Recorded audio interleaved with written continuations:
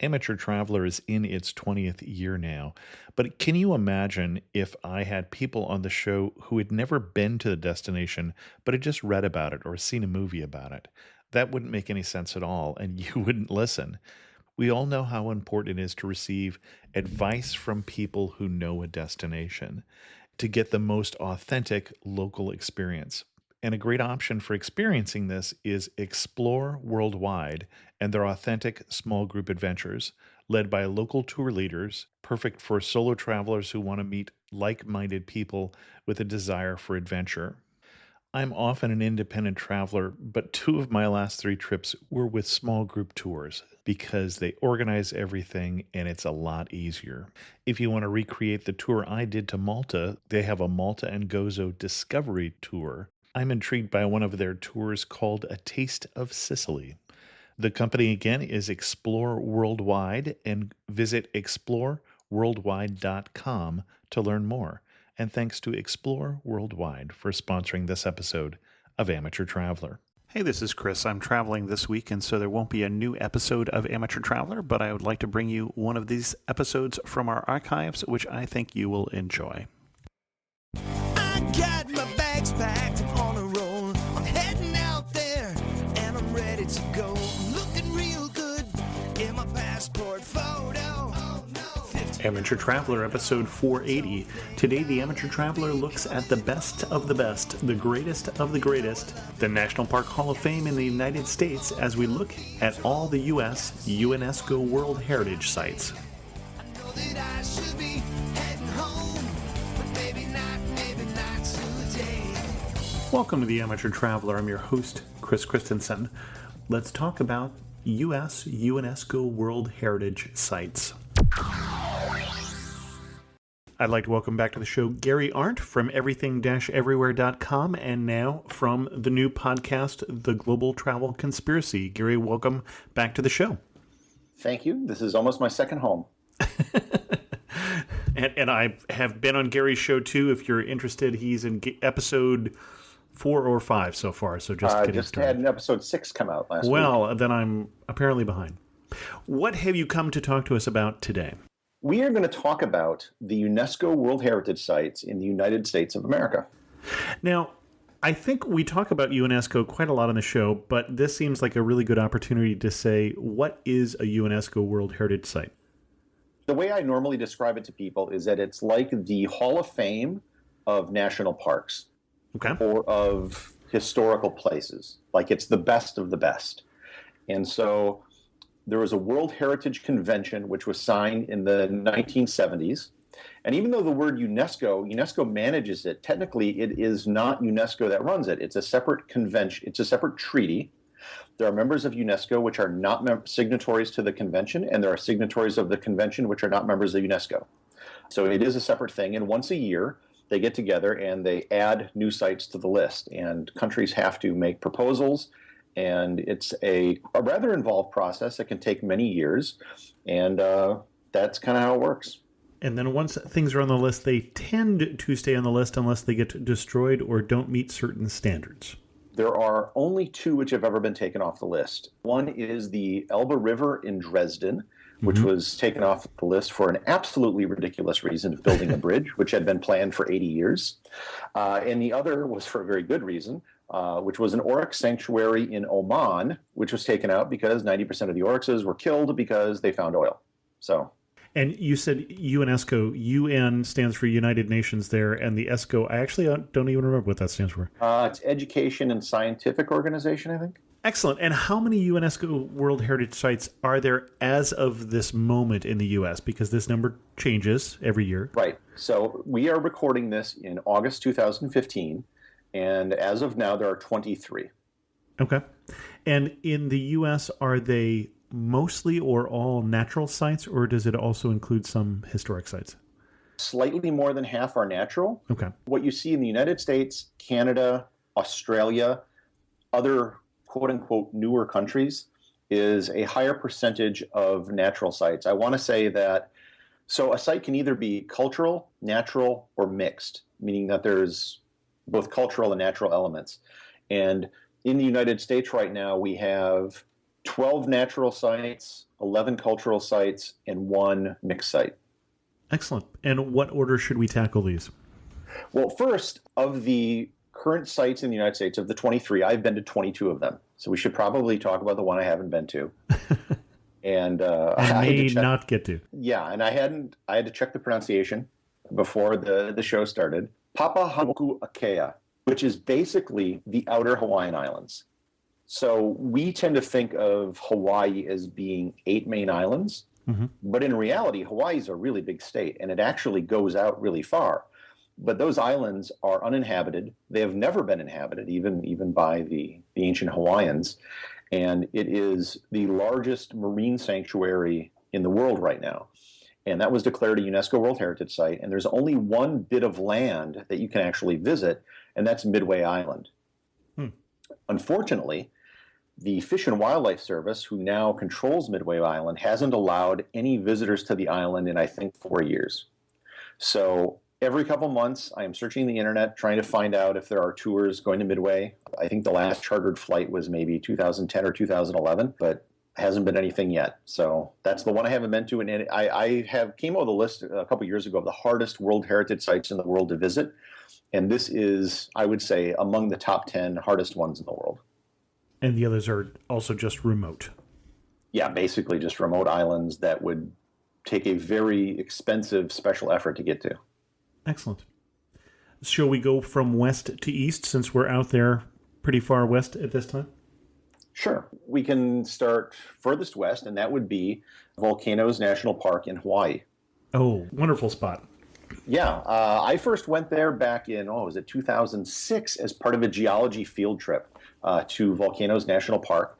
And it's a very special place. One of the interesting things is that there's, I forget what the stat was, like 50,000 dump trucks of new Hawaii being created every day. Right. And it's just this new lava. And the other interesting thing is every time you go, you're going to have a completely different experience because something's erupting, lava's flowing, steam, this and that. It's always different. I've been there twice, and I've never seen flowing lava. So. Well, my understanding is right now, some of the craters that I have walked through are actually now filling up with lava.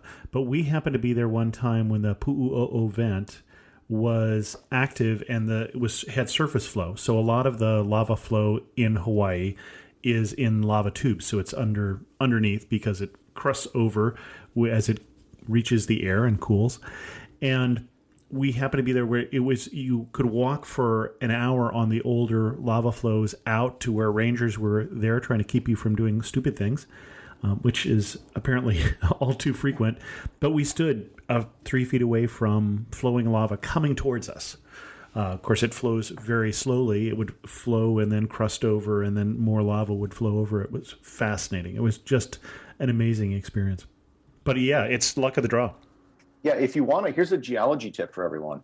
If you visit one of the lava flow areas, which has flown, say, in the last 40 years, so from the 70s onward, look underneath the rocks, and you may find very small bits of the hair of Pele. Mm-hmm. The hair of Pele is what happens when you have molten lava, and it gets thrown up into the wind, and the wind takes it, and it creates basically like fiber optic cables, except there's no way you could ever put data on it. It just strings it out into these hairs. And when it reaches the ground, it's often this golden color. The problem is they don't last very long out in the rain. So if it lasts more than a few months or a few years, that's very rare. But on the underside of rocks, it can last quite a long time because it's protected from the elements. So yeah, do that, and you may actually be able to see very tiny bits of hairs of Pele in the park. Well, you can also see Pele's tears, and those are easier to find, which are the little teardrop shape amounts of lava that crystallize basically almost like rain. Yeah. Very cool. And if you go to the visitor center, they have some very large and very well-preserved examples of both. Excellent. We should say we were in the Big Island. I don't know if we mentioned that. The Big Island. And I think there's a possibility in the future for other Hawaiian sites to be included. I'm guessing it would probably be a serial site that included many of the traditional Hawaiian sites that are also currently part of the National Park Service. Okay. But that'd be in the future. Next, we'll go to Alaska. Believe it or not, Alaska only has one World Heritage Site, and it's shared between Canada. So it's the Kluane / Wrangell St. Elias / Glacier Bay / Tashkanishki / Alsek World Heritage Site. So it's 2 national parks in the United States, a national park in the Yukon, and a large provincial park in British Columbia. And basically, so I visited it from it's all one site, even though it's 2 countries and many parks. Mm-hmm. I visited the site from the Yukon side. I've done 3 aerial flights, a small plane twice, and then I also did a helicopter. And basically, you have this massive ice field up in the top of the mountains. If you visit, obviously, by ship, you're probably going to be going into Glacier Bay National Park in the U.S. side in Alaska. But if you have the opportunity, definitely take a plane to go up and take a look at the ice field, because there's really nothing quite like it. Some of the glaciers, you can truly see a river of ice, mm-hmm. and you get the impression that this is a massive river coming downhill. Excellent. Well, I was just there this May to the U.S. side, to Glacier Bay, in a small boat. One nice thing with a small boat is you're allowed to overnight in Glacier Bay with the proper permits. So we were sitting there in front of the most active glacier at the tail end of Glacier Bay, and there was nobody else around. It was just the park was all ours. Did you get to see any of the glaciers actually calving and falling? Yes, but they calved after we turned the cameras off and went back inside because it was cold. So don't have any pictures of calving glaciers from there or from any of the other glaciers that we visited. It's a tough shot to get, especially with still photography, because you have to be ready. And the fascinating thing for me about Glacier Bay is I didn't realize how new it was. How in not my lifetime, but in my grandfather or great-grandfather's lifetime, the glacier extended all the way out through what is Glacier Bay. Glacier Bay itself was all ice. So fascinating. It's relatively new.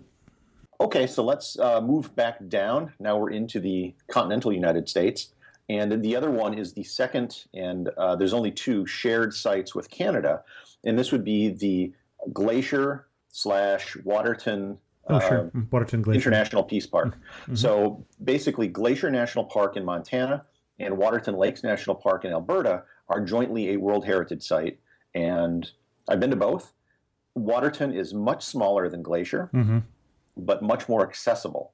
There's resorts and a lot more hotels that are available, and it's much smaller, but Waterton Lake is extremely beautiful, and there are boat rides, and it might be one of the most pleasant border experiences you'll ever have entering the United States, because there's a boat, and it takes you to the end of the lake, and the end of the lake is surrounded by mountains.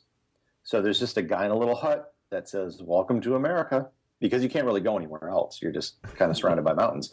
So that's that. And this is spoken by someone who hasn't always had pleasant experiences crossing the border to and from Canada.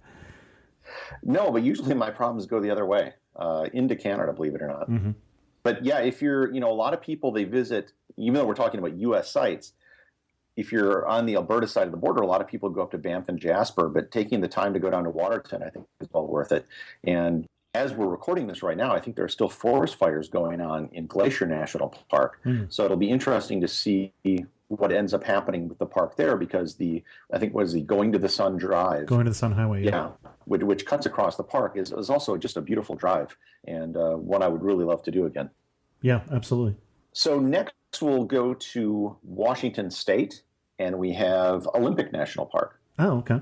Olympic, I think, is really one of the most overlooked national parks in the national park system. Maybe if you live in the Pacific Northwest, it's on your mind a little more, but it doesn't have the prestige as, say, Yosemite, Yellowstone, the Grand Canyon.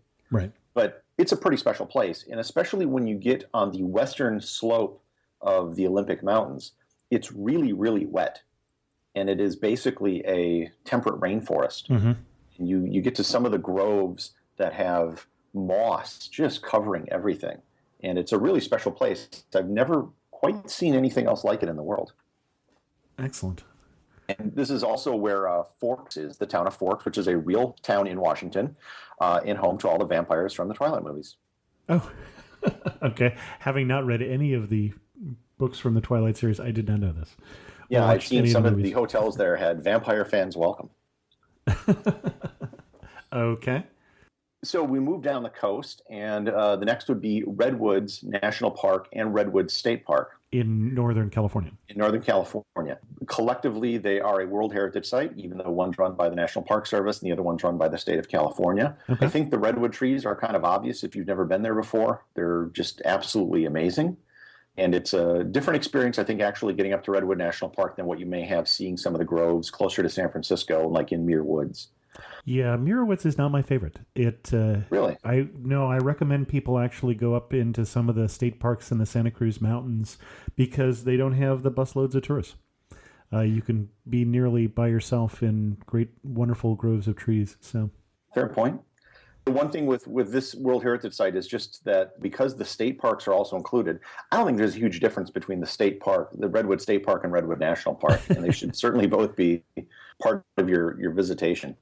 well, and that is a beautiful area. You don't get to it as easily from San Francisco because you're a number of hours up at that point further north, because San Francisco is only a little more than halfway up the state, which I don't think a lot of people realize. San Jose is, on the maps that are in two pieces, San Jose is usually shown in both pieces, and San Francisco is only an hour north of San Jose. So, but yeah, it's a very pretty area, and we're talking about, in this case, coastal redwoods that grow within the reach of the coastal fog versus the larger sequoia redwoods which grow in the Sierras. The next one in California is Yosemite. And this is kind of a no-brainer. Yep. I think most people are pretty familiar with Yosemite. Surprisingly, though, California only has 2 World Heritage Sites. Interesting. Yeah, you'd think there'd be more. Death Valley, I think, would be a great addition. I think there are other spots as well, but just Redwood and Yosemite.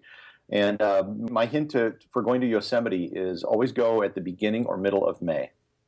Okay. Go before Memorial Day in the U.S. because the crowds are smaller. And the waterfalls have actually water on them. Yeah, so I've been there in both May and October. Right. Late September, October, and October is fine, except for the fact that the water's just not flowing because there's no meltwater. I've been there in December, which is an interesting time to go. Obviously much shorter days, but I have parked in the parking lot for Upper Yosemite, Lower Yosemite Falls, and been the only one there. Wow. There wasn't as much water coming over, but it is an interesting thing to see Yosemite in December, and it's very, very different from seeing it in the summer. And as you say, especially if you're there in the summer, if you're camping, I would recommend getting a campsite, or think about getting a campsite potentially not on the valley floor, because the valley floor gets quite crowded. Yes. There's other great things to see around Yosemite, too. You go a little bit south, you have Kings Canyon and Sequoia National Parks, and if you go through the park, you can go to Mono Lake and Bodie, the ghost town. So I think those are all great things to see as well. Absolutely. Bodie is one of my favorites. Next one, another no-brainer, and one of the very first UNESCO World Heritage Sites. So in 1978, there were 12 sites put on the list, and the United States had 2 of them, and one of which is Yellowstone National Park. I think it goes without saying this is the oldest national park in the world, the United States' first national park. It is kind of the granddaddy of all national parks. It has the geology going on. Right. It has wildlife, history, and the only thing that surprises me about going to Yellowstone is how many foreign tourists there are, which is not a bad thing, but they often overwhelm the domestic tourists, that there's more foreigners going there than there are Americans. Well, and the other thing that surprised me that I heard recently, and I heard it when I was in Iceland, which has geysers, as Yellowstone does, but Yellowstone has 60% of the world's geysers. Yeah, and it's a big, big park. It's not the biggest, actually, in the United States, or even in the continental United States, for that matter, but it shows up on the map when you look at it. Oh, yeah, yeah. Yeah, we used to describe, or I had a cousin from Colorado who described Wyoming as one of those cakes with the frosting all shoved up in one corner. And it is spectacular up there, while the rest of it might be a little flat for some people. But it is. And that being said, the Grand Tetons, though, Tetons National Park. Let's see that same corner, though. Yeah. And Devil's Tower. The Wind River Canyon. I haven't been to Devil's Tower, but yeah. Oh, really? Yeah, you got to do that. That's a good thing to do as part of a Black Hills trip to South Dakota. Oh, good point, yeah. But Wind River Canyon, we drove through there when I was on a geology trip, and that's another fascinating place to go. And it's not a park or anything, but it doesn't get nearly the amount of visitation. So in addition to Yellowstone, one of the very first World Heritage Sites ever, and the second in the United States, was Mesa Verde National Park in Colorado. And it's a very different type of national park in that it's a cultural park. There is a plot of land, but basically most people know it for the mesas and the cliff dwellers that live there. The dwellings are still pretty well preserved, very easy to go and see them. You can still walk around, and it's quite an experience. And Mesa Verde was actually, I think, the first park created for cultural purposes in the United States, and I'm getting that from a Ken Burns documentary. But yes, special enough that it was one of the first 12 ever made. Interesting. You finally named the first one that I haven't been to of this list, and I'm surprised you got so far in before we got to that. All of these so far are like the big obvious parks. Right, sure. So it's, like I said, this is the all-star team, or the Hall of Fame of parks. And I should say we cover more about Mesa Verde and that whole region on an episode we did on the Four Corners area of the U.S. Yeah, there's lots of stuff in there. In addition to the Four Corners, you got Monument Valley. Exactly. And other stuff as well. Next one would be another one of the, I'm sure you've been here too, kind of always considered one of the big three parks, is the Grand Canyon. Sure. Been to both rims. What's interesting about the Grand Canyon is it was one of the first uses of the Antiquities Act used by Teddy Roosevelt to make it a national monument. And according to the act, the president can take federal land and turn it into a monument, but he cannot turn it into a park. That needs an act of Congress. Well, and we say, and I mentioned that I've been to both the North and the South Rim. Most of the tourism, I think it's 90% of the tourism goes to the South Rim, which is easier to get to, especially from Phoenix. North Rim easier to get to from Las Vegas if you happen to be in the area, and closed in the winter. Yeah, I've only been to the South Rim so far. So going to the North Rim is one of my goals, and then also I'd love to go rafting down it. Oh, sure. Yeah, that is one of my goals as well. Next, we're going to go east a little bit, and we're going to go to the state that has 3 World Heritage Sites, and that's New Mexico. So the first of which is the Chaco Culture Site. Okay. And this is a kind of a difficult one to get to. It's a National Park Service site, Chaco Canyon, and I also believe that Aztec National Monument is a part of this site as well, technically. But basically, you got to drive through several miles of gravel road to get here. It's kind of out in the middle of nowhere, but the ruins are pretty well preserved. I'd say as well preserved as a Roman ruin. And you see the remnants of the Chaco culture that lived here, I think it was over like 1,500 years ago. The thing about the United States, and I would say this is maybe this and Mesa Verde is the northernmost extent that you see ruins of ancient civilizations. So Mexico has quite a bit of it, the Mayans and the Aztecs.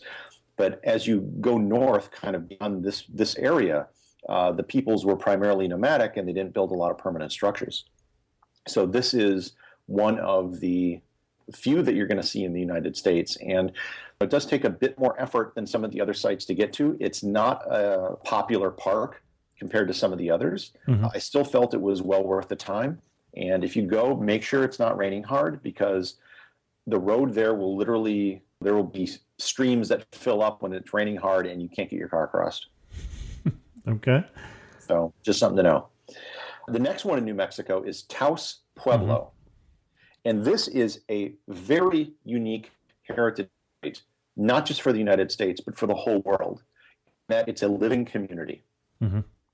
If you go to Taos, this is basically the Indian reservation there. The people are still living in pueblos. They're living without electricity, they're living without water. They are cooking their food in adobe ovens the same way they used to. And it's not owned by the National Park Service. It is privately held by the tribe.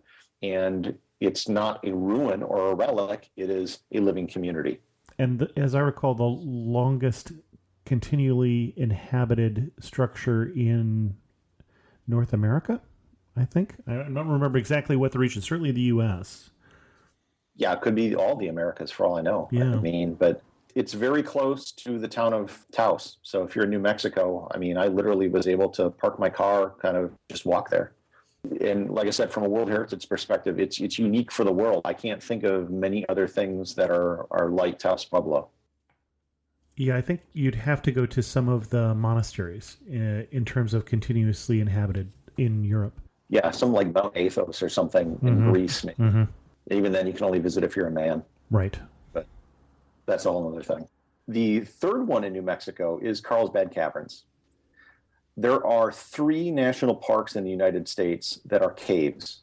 I should say 3 things with a national park designation. Carlsbad Caverns National Park, Wind Cave National Park, and Mammoth Cave in Kentucky. And I think Carlsbad is far and away the best cave. The stalactites that you see inside are most impressive. They let you bring a tripod, which is no small thing for cave photography. I mean, you need a tripod. I did it in Wind Cave, but I had to actually I had to pay money to have a ranger come with me for an hour and walk around as I took photos. But Carlsbad is great. It again is one of the older parks, and there's a whole network of caves that people can't go into next to Carlsbad that go on for like well over 100 miles. You mentioned the difference between those 3. I've been in just one of those, which is Mammoth Cave, and I expected it to be more like what I had seen in Carlsbad. And so I was surprised that it didn't have all the stalactites and stalagmites. We can talk about that right now because Mammoth Cave is also a World Heritage Site. Ah, okay. We're jumping a little further east at this point. Yeah, we'll just jump over there. It is the longest cave system in the world. Known. But you're right. It is not, from a visitation standpoint, it isn't as impressive as Carlsbad because it's very smooth. It was created in a very different way. So there's only a couple places where you're going to see stalactites and stalagmites. Otherwise, it's big, geologically interesting and important, but not necessarily the greatest thing to visit. I remember when I went there, they do not allow you to bring tripods, so good luck with that. But trying to take a photo where there's no light is very difficult to do. I thought it was worth visiting, but I would just go knowing that it's not, knowing what it is, knowing that it's not it's not Carlsbad. Yeah, and it's one of the few World Heritage Sites that the United States has in the middle of the country. To be honest, there's just not that many of them. The next one, we'll go back over a little bit, is one of the most important places in the U.S. that most Americans have no idea exists, and it's Cahokia Mound State Park in Illinois. And the reason why it's important, so it's very close to St. Louis. Basically, from the park, you can see the St. Louis Arch. It's that close. So it's very close to the banks of the Mississippi. And at one point, this was the largest settlement north of Mexico in the Americas. It had a population, they estimate, between 40 to 50,000 people. When you visit today, there's not a whole lot there. There's basically mounds of dirt, and that's it. And they've recreated some of the wooden fences that they believed exist and kind of define some of the area, but that's it. So from a strict visitation standpoint, again, it's not the most interesting, but from a historic standpoint and an archaeological standpoint, is actually one of the most important spots in the United States. Interesting. Unless you're a nerd about this like I am, probably not a place that you want to go out of your way to visit, but if you're in St. Louis, I would definitely think it's worth a trip over. I think I may be a nerd about this the way you are. So, oh, there you go. When you're in St. Louis, the next is one of the newer ones. This was created in 2014. The monumental earthworks of Poverty Point in Louisiana. Okay. And so, like Cahokia, it's basically on a river. Yep. It dates back very far. I think they estimate they found artifacts going back like 6,000 years. And it is a series of semicircles of raised earth that you can still see, and it's easier to see from the air, and one very large mound. So they've dug up quite a bit. Again, it was a very important settlement for thousands of years, but if you go there today, you're going to see some dirt hills. And are these burial mounds? No, they were not burial mounds. They believe people lived on the mounds, and it was kind of used to simply organize the community. Interesting. Yeah, in fact, I think they said they dug into the mounds and they haven't found anything. So it was not used for burials. And again, this is in northeastern Louisiana. It's a state park. It gets very few visitors. So I was there earlier this year just because, again, I'm a nerd for these things. And I think there was one other car there, and that was about it. And again, interesting, but as a visitation standpoint, not great. So the next park is America's newest World Heritage Site. It was just put on the list this summer, and that is the San Antonio Missions. And most people are probably familiar with the Alamo, which is the best known and most historic one. But the San Antonio Missions actually include 5 missions, 4 other ones in addition to the Alamo. The Alamo is actually owned by the daughter of the Texas Revolution, and then the other 4 are part of a National Park Service site. It's Mission San Jose, Mission San Juan, Mission Concepcion, and Mission Espada. And they are all actually pretty easy to visit. There is a road that connects them all called Mission Road. I think it's Mission Road or Mission Drive. They're about 2 to 3 miles apart from each other, and if you have a rental car, it's pretty easy to visit them. And as I recall from what you were saying, while the Alamo is the most significant for U.S. history in terms of what we know, the others were more spectacular, more interesting. Yes, especially like Mission, I think it's Mission San Jose is where the actual park headquarters is.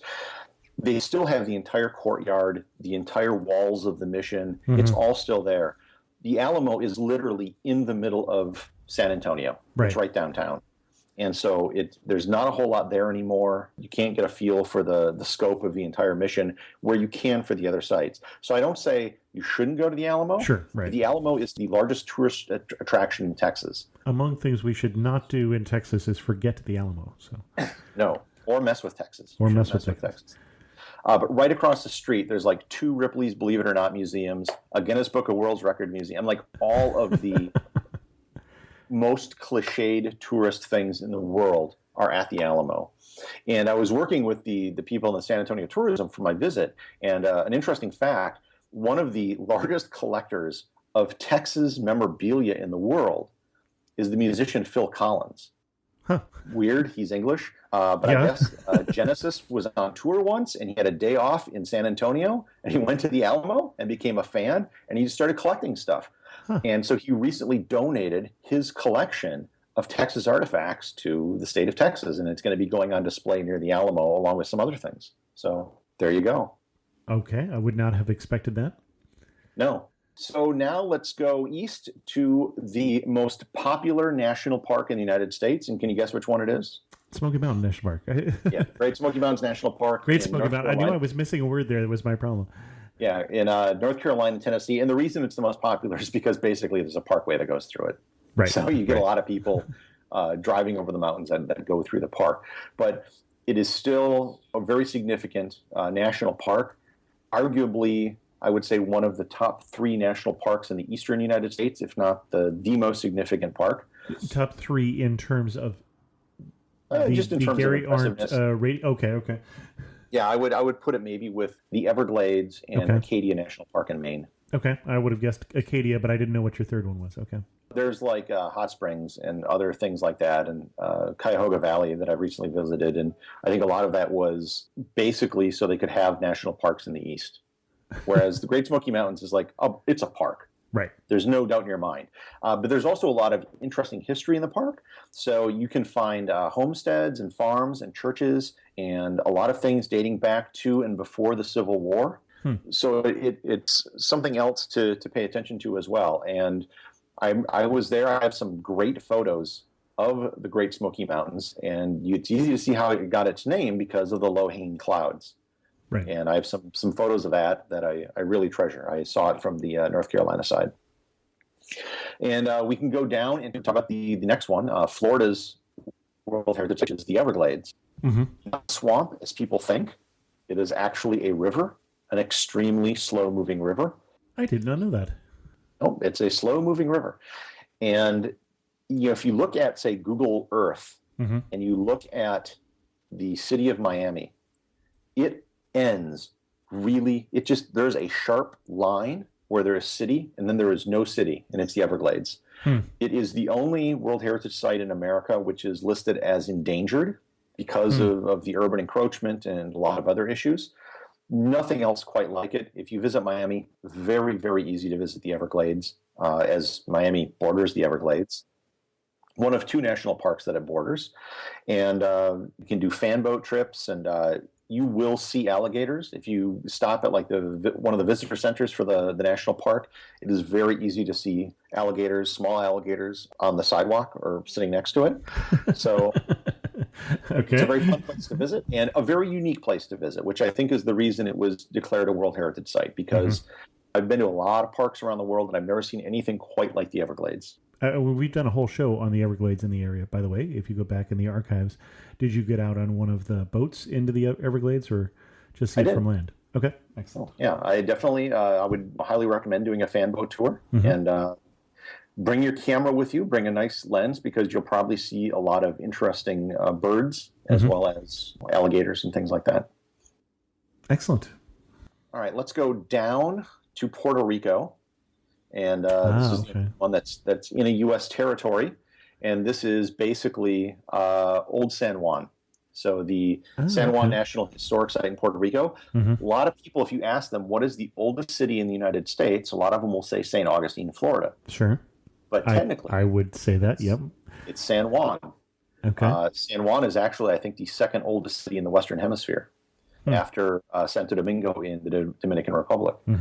So a lot of history there, Spanish history, some of the oldest buildings you'll see in the United States. This is the most European of the American World Heritage Sites. Okay. In that you'll go to Rome, and like all of Rome is basically a World Heritage Site. Right. All of Paris. There's a lot of places like this where they dump it all together, because if they tried doing everything individually, there'd be like 20. And so they do that with San Juan, and you just have a lot of the old buildings and the churches and the fortification and the fort and everything else. It's all just a World Heritage Site. Coming into the home stretch, we've got three more. We're up in the northeast of the U.S. now.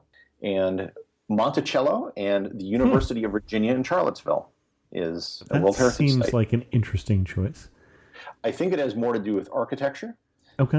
Not necessarily Thomas Jefferson. I mean, it is a reflection of Thomas Jefferson insofar as he was the architect for it. But I think it is more of preserving that particular type of architecture and that kind of colonial buildings that you don't really see anywhere else. An interesting aside, Mount Vernon is on the tentative list to become a World Heritage Site in the future, and it has nothing to do with George Washington. What it has to do with the fact is that because George Washington owned it, it was preserved, and it's one of the last plantations that's left, and it's the best preserved. From the colonial era. Yeah, it's not a recognition of George Washington, but the fact that George Washington owned it meant that it's now the best preserved. And I think a lot of that is also true with the Jefferson aspect here. The University of Virginia part of it, I mean, it's just easier to go to Monticello, to be honest, but if you're an academic or something and you're going to be visiting that area anyhow, then I would actually, and I don't know the answer to this, there are certain buildings in the University of Virginia which are included. So it's not like you just go on campus and the brand new Student Union is a World Heritage Site. There's certain ones that are listed, and you'd have to go and actually check to see which ones are. And I don't know that off the top of my head. Interesting. And of course, you're fairly close to D.C. at that place, so you're not that far away if you're going to the nation's capital. It's not that many hours to get down here to Monticello. Right, and there's loads to do there. So our penultimate one is Independence Hall in Philadelphia. Okay. If you're in Philadelphia, very easy place to visit. It's in the middle of the city, and it was chosen basically for the reasons you might think. The Declaration of Independence and its role in creating democracy, and because we were the first country to break free of that were a former colony. And you look at the history of the world, that was kind of the initial seed of something which then became a very big deal, especially after World War II, after more countries became independent. And last, but certainly not least, and perhaps the most obvious one, is the Statue of Liberty in New York. Oh, okay. Not Ellis Island, though, just the Statue of Liberty. So I think there's been a debate with some people as what qualifies as a visit to the Statue of Liberty. If you take the Staten Island ferry and just kind of drive by and take some pictures, does that really count? So those are the 23 World Heritage Sites in the United States. And I suppose it's probably worth noting that there's to go over some of the sites on the tentative list, because some of these will be coming up for a vote in the next few years, depending on when people are going to be listening to this. So next year, the United States is going to be nominating the buildings of Frank Lloyd Wright. Oh, wow. That would be quite spread out then. Yes. It'll be by far the most spread out serial site in the United States. And just off the top of my head, there's one site in San Francisco. There's 2 buildings in Chicago or in the Chicago area. There are 3 in Wisconsin, Taliesin, a building in Madison, and the Johnson Wax building, or the S.C. Johnson building in Racine. Okay. Falling Water in Pennsylvania. Right. The Guggenheim in New York, which is, I'm guessing, how most people will claim to have visited the site. And there might be a couple other ones. I'm surprised that Phoenix and the Frank Lloyd Wright. Oh, Taliesin West. Okay, I think that might be on the list too. Okay. Not positive. But here are some of the other ones, just to give you an idea of what's being thought of. Mount Vernon, as I mentioned, the Dayton aviation sites, so things dealing with the history of aviation, the Wright brothers, the Hopewell Ceremonial Earthworks, Serpent Mounds in Ohio, and I'm going to butcher the pronunciation, the Fatagi Bay National Marine Sanctuary, that's in American Samoa, the Okefenokee National Wildlife Refuge, so it would be a swamp, and to the best of my knowledge, there is no swamp that is a World Heritage Site anywhere in the world. Petrified Forest National Park and White Sands National Monument. Interesting. So that's, I should say also the Civil Rights Monument sites. So I think those are primarily in Alabama, Arkansas, and Mississippi. But I don't know what the status of those are yet. Okay. But I know the Frank Lloyd Wright will be the next one, probably in 2006. Excellent. Did you have, of the ones that are not obvious, what was your favorite? I think the history behind Cahokia Mounds is really interesting. And it's something that most Americans don't know anything about. Right. From a visitation standpoint, kind of a dud. I mean, just to be honest. The thing with naming these is that it is like the most obvious best of list of a lot of national parks. In New Mexico, if we go down to Carlsbad Caverns, I know that is a draw for some people, but I don't think Carlsbad Caverns is as big as it used to be in terms of people going on a road trip. And also Chaco culture, which again, most people just they've never heard of it. And it's this entire civilization that existed in the middle of New Mexico, and very few people ever bother to go to the park. I think we've actually talked about almost all of these on various and sundry episodes that we've done, but it just seemed like a good idea to have one that kind of combined them just as a way of referencing that this is something you might be interested in knowing a little more about. You are known for your photography, Gary. The prettiest one? I will go with either Yosemite or Olympic National Park. Interesting. Olympic National Park can be really beautiful when you're in some of that rainforest area. Very vivid green is my recollection of Olympic National Park. I found very difficult to photograph because the trees are so big. You can't really get the scale for them. You can get the trunks of the tree as they're on the ground, but to truly show how massive these trees are in a photo is not easy to do because you back up far enough away and then you can't see the tree anymore because there's more trees. So it was very challenging. Excellent. So now that you have finished your quest to visit almost all, if we don't count Midway and getting there sometime in the future, what's your next quest? You said the national parks. And this isn't the whole national park system, but just the things designated national parks.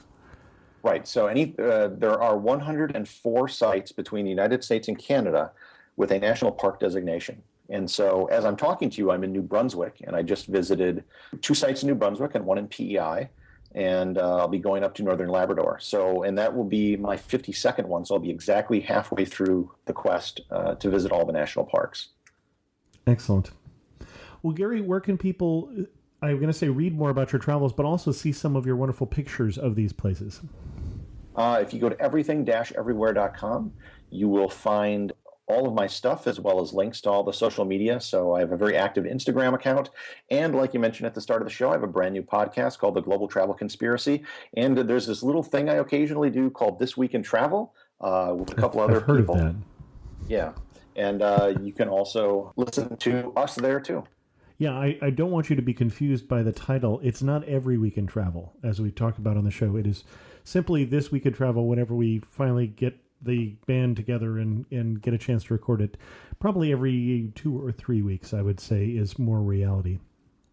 Well, Gary, thanks so much for coming back on The Amateur Traveler. I know this is part of your quest to be one of the most popular and most frequent guests on Amateur Traveler. Where does this put your count now? Oh, man, I'd have to check. Like 8 or 9? Okay. I know you got the record on my show. That's true. I'm tied for the record on your show. And usually Gary is talking about much smaller places, so we occasionally give him one of these overarching things instead of just talking about things like Andorra on Amateur Traveler or the Federated States of Micronesia. Thanks so much for coming back on the Amateur Traveler. And thanks for having me. I'm going to skip the news of the community this time. We're pretty well caught up on the emails that I've gotten, and I'm trying to get this episode finished up so my wife and I can go away this weekend. So with that, if you have any questions, send an email to host@amateurtraveler.com, or better yet, leave a comment on this episode at amateurtraveler.com. The transcript of this episode will come out in a couple months, and that's sponsored by J-Way Travel, experts in Eastern European travel. We're actually using them to plan our trip to Croatia, Bosnia, and Slovenia that's coming up here in a month. You can follow me on Twitter, Pinterest, or especially Instagram as Chris2X. And as always, thanks so much for listening.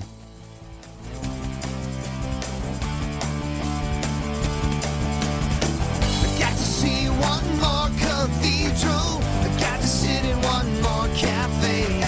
I know that I should be